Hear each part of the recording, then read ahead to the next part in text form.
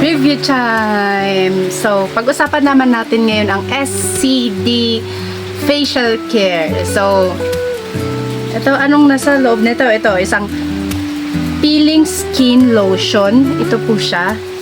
Isang sunblock cream tint. Ito rin siya. And, isang Kojic dark soap. So, sa akin po is ginawa ko po siyang maliliit para hindi po siya agad maubos. So, simulan po natin dito sa soap.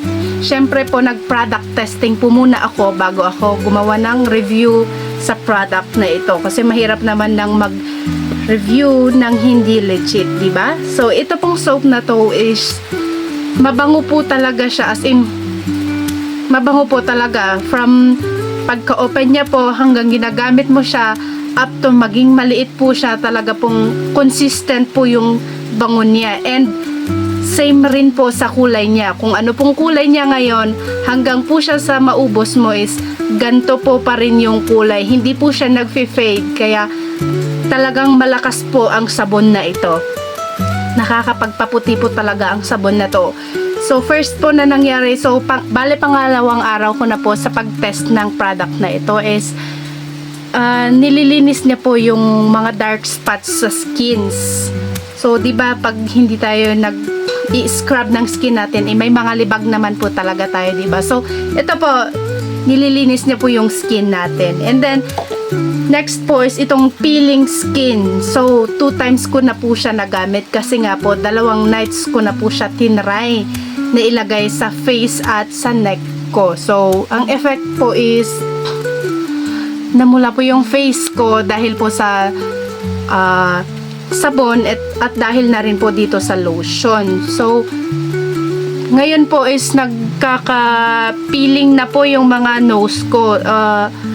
Sa gilid-gilid po ng nose ko is nagsimula na po siyang magbakbak mga pe. And itong lotion na po pong ito ay ginagamit lang po siya sa gabi para safe. And hindi po siya matubig.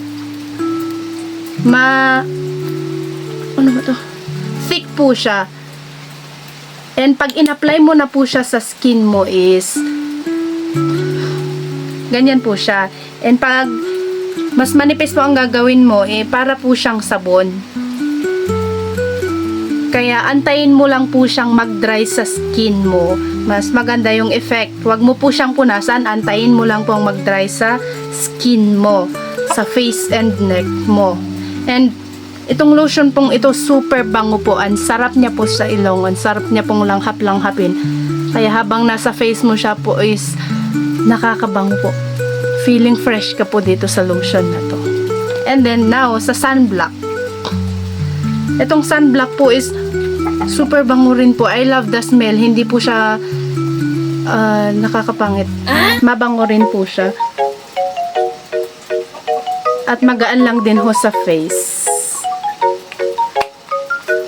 So, all in all, out of 10 over 10 po siya. And highly recommended po kung naghahanap ka ng peeling ek para sa mukha mo or facial care mo and starter ka pa lang, I recommend this.